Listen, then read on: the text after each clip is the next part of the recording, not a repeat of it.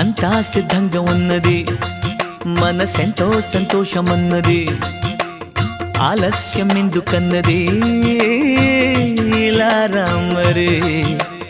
అబ్బాయి గారి పద్ధతి హద్దు మీరెట్టుగానే ఉన్నది, అల్లాడిపోద చిన్నది, చాలే అల్లరి కథ